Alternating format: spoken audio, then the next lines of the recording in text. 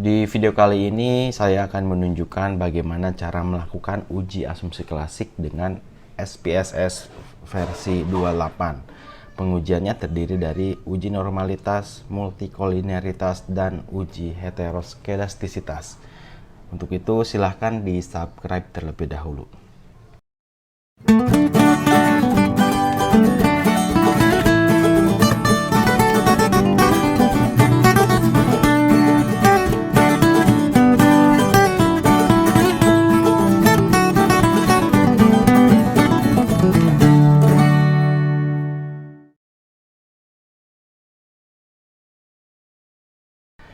Assalamualaikum warahmatullahi wabarakatuh. Di video kali ini saya akan menunjukkan bagaimana cara melakukan uji asumsi klasik di SPSS versi 28. Uji asumsi klasik ini merupakan uji prasyarat regresi linier.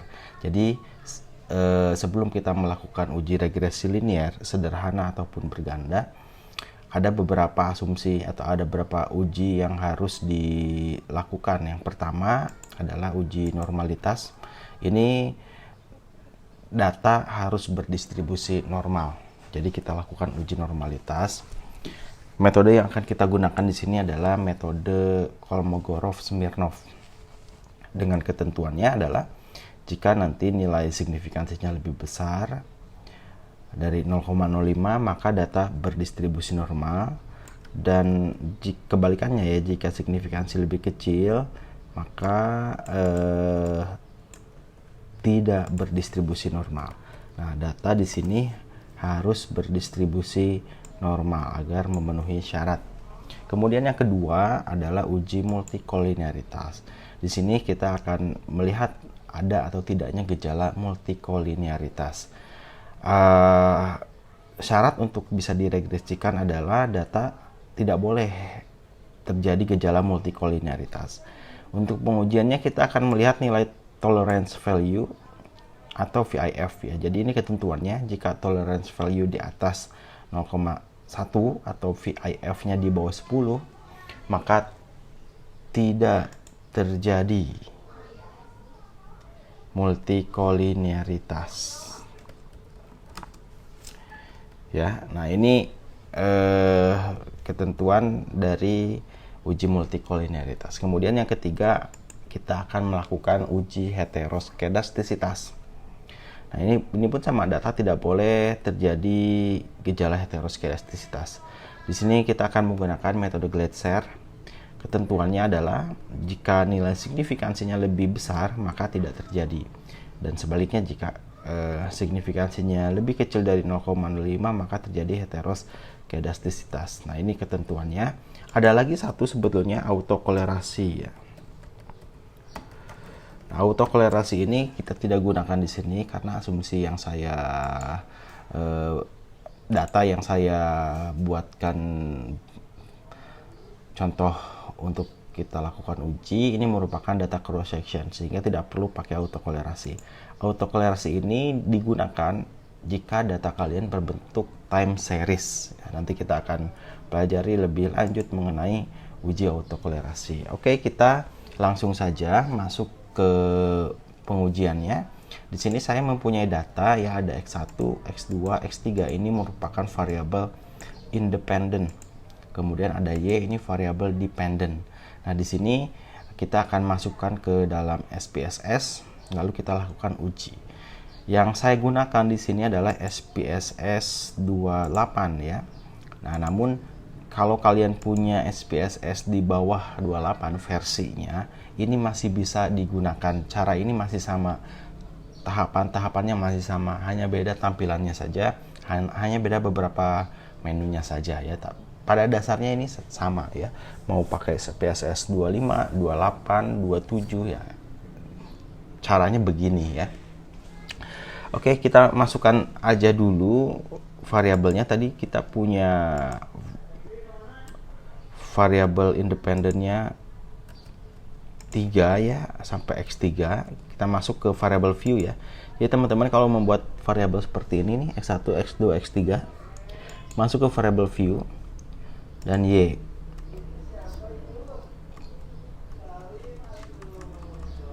Oke, maka terlihat variabelnya ada di atas ya, X1, X2, X3, dan Y. Teman-teman bisa juga langsung dikopikan baru diedit ya, terserah itu gimana nyamannya dalam menginput data di Excel, ataupun bisa diekspor langsung dari Excel, itu pun bisa. Itu senyamannya kalian, yang penting datanya bisa masuk. Oke, kita masuk ke Excelnya, kita copy di sini ya. Mau di copy dulu, mau buat variabel dulu ya silahkan. Ini kita copy, kita paste di sini.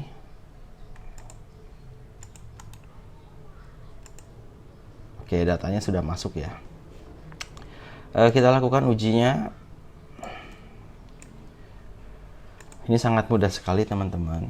Masuk ke Analyze, lalu Regression, pilih Linear. Oke ya.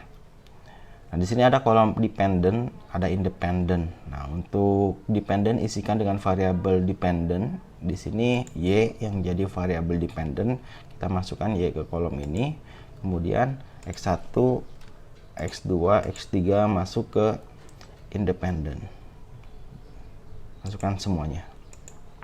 Setelah dipastikan masuk ke masing-masing kolom di sini, setiap variabelnya, teman-teman klik tombol statistik. Nah, masuk ke collinearity diagnostic. Nah, collinearity diagnostic ini untuk melihat uji multikoliniaritas ya, dengan melihat nilai tolerance dan VIF. Ini harus diklik. Oke ya, pilih continue. Lalu float. Nah, ini untuk heteroskedastisitas, masukkan variabel ini ya, Z-spread ini ke X, kemudian S-recit ke Y.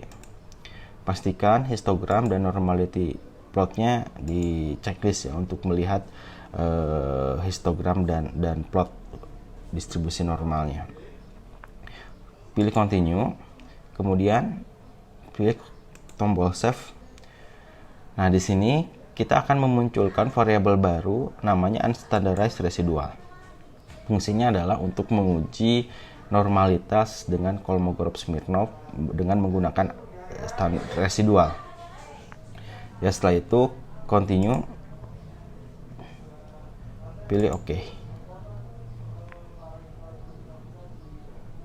Kita lihat, nah sudah muncul outputnya. Nanti kita akan baca ya satu-satu ya. Kita akan interpretasikan satu-satu. Oke, kita mulai terlebih dahulu dari uji normalitas ya, uji normalitas. Kita mulai dulu dari uji normalitas. Kita gunakan Kolmogorov-Smirnov seperti yang tadi saya katakan, bahwa nilai residual yang dimunculkan di sini, yang ini digunakan untuk uji normalitas. Caranya adalah teman-teman masuk ke Analyze, kemudian masuk ke non-parametric test, lalu pilih Legacy Dialog, pilih One Sample Case, Kolmogorov-Smirnov ini pilih, kemudian nilai unstandardized residual ini masukkan ke test variable list. Pastikan di sini di checklist normal. Oke ya, setelah itu pilih OK. Muncul. Oke ya, ini ya hasil uji normalitas muncul. Kita copy dulu, kita masukkan ke pembahasan kita ya, biar teman-teman lebih mudah cara membacanya. Oke ya, normalitas. Kita copy aja dulu outputnya yang ini ya. Nah, ini bertujuan untuk menguji apakah model regresi variabel residu ini memiliki distribusi normal atau tidak. Tadi ketentuannya adalah kalau misalnya nilai SIMSIG ini di atas 0,05, maka ini ya, kita kembali lagi ke sini. Kalau SIMSIG-nya itu di atas 0,05, maka data berdistribusi normal. Kalau di bawah itu tidak berdistribusi normal. Nah, di sini nilai SIMSIG yang didapat adalah 0,123. Maka ya, ini lebih besar daripada 0,05. Disimpulkan bahwa karena memang ini lebih besar daripada 0,05, nilai SIMSIG ini disimpulkan data berdistribusi normal. Jadi untuk pengujian uji normalitas di sini kita tahu bahwa data ini sudah berdistribusi normal. Oke, kita lanjut ke pengujian yang kedua adalah uji multikolinearitas ya. Nah, ini kita hapus dulu ya. Nah, pengujian multikolinearitas ini kita untuk melihat apakah model regresi ditemukan adanya kolerasi antara variabel bebas. Untuk mendeteksinya kita melihat nilai V tolerance dan VIF ya. Kita lihat, masuk ke outputnya.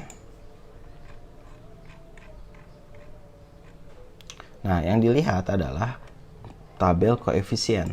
Di sini ada di tabel koefisien, teman-teman bisa klik di menu sebelah kiri atau dicari di scroll. Kita lihat ada collinearity tolerance, ada statistik VIF. Nah, ini ya, kita melihat nilai ini. Kita copy dulu ya. Kita copy, masukkan ke ini untuk kita baca ya. Oke, kita lihat nilai tolerance. Nilai tolerance ini nih ya. 0,36 untuk X1, nilai toleransinya 0,36, di atas 0,1, berarti untuk X1 ini tidak terjadi multikolinearitas.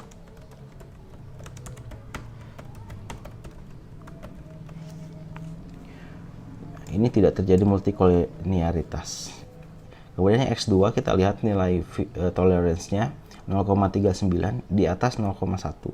Sama, X2 pun tidak terjadi multikolinearitas. Lalu yang X3 ini nilainya 0,4.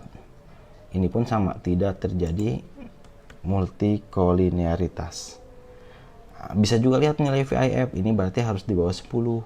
Nah, nilai VIF di sini masing-masing variabel di bawah 10. Ya sama ya. Jadi kesimpulannya adalah semua variabel di sini tidak terjadi multikolinearitas. Nah, itu uji multikolinearitas. Kemudian kita akan lakukan uji berikutnya, yaitu uji heteroskedastisitas. Uji heteroskedastisitas ini kita menggunakan uji Glatzer ya, ketentuannya kalau di atas 0,05 tidak terjadi, kalau di bawah itu terjadi heteroskedastisitas. Nah, ada satu tahapan lagi untuk uji Glatzer ini. Kita masuk lagi ke ininya ya. Nah, uji Glatzer ini kita harus transformasi terlebih dahulu nilai residual. Jadi nilai residual ini kita transformasikan ke bentuk ABS. Caranya adalah pertama masuk ke analyze. Pertama masuk ke transform, kita ini ya, transformasikan ya. Compute variable.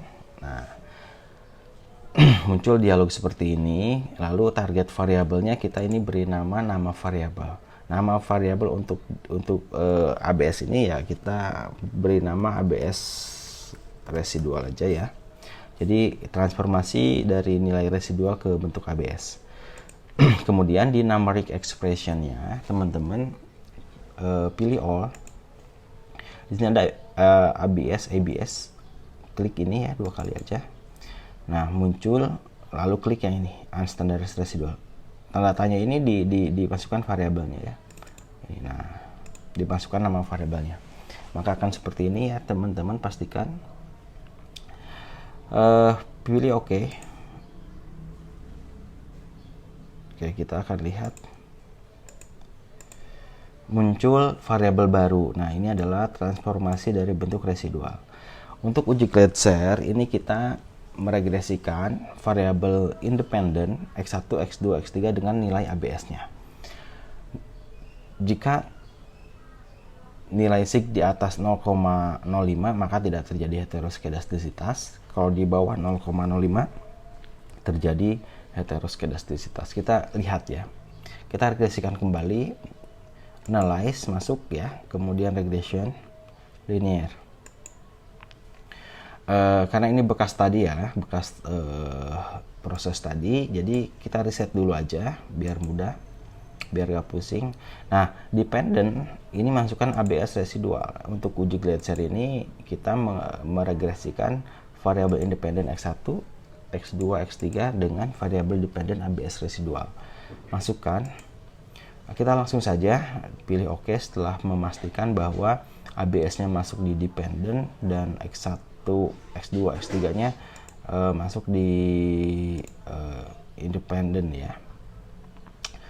Oke. Nah, muncul ya yang paling bawah ini ya. Untuk memastikannya, teman-teman lihat di sini dependent variabelnya apa? Ini dependent variabelnya ABS residual. Berarti ini untuk uji heteroskedastisitas. Kita copy dulu. Masukkan lagi ke Word pembahasan kita. Oke ya. Tadi kita lihat bahwa ketentuannya kalau nilai signifikansi di atas 0,05 maka tidak terjadi heteroskedastisitas. Kalau di bawah itu sebaliknya, terjadi heteroskedastisitas. Maka kita lihat di sini nilai sig ini ya. X1, X2, X3 semuanya ya di sini semuanya nilainya di bawah 0,05. X1 itu nilainya 0,1, X2 0,7, X3 0,325.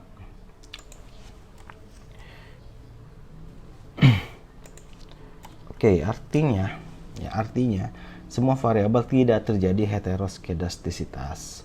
Maka disimpulkan bahwa dari pengujian asumsi klasik untuk data ini semuanya sudah lolos.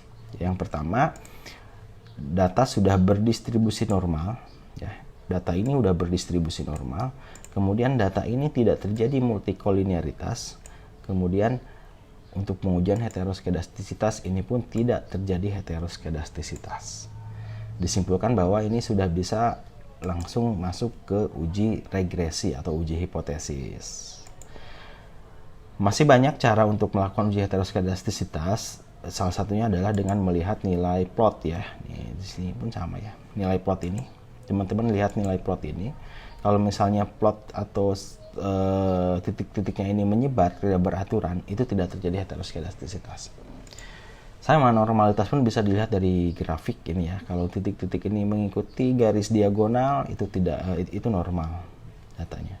Atau melihat ini histogram. Nah, namun untuk menginterpretasikan gambar sepertinya bisa terjadi mispersepsi, mending kita interpretasikan dengan angka-angka yang seperti tadi sudah saya jelaskan.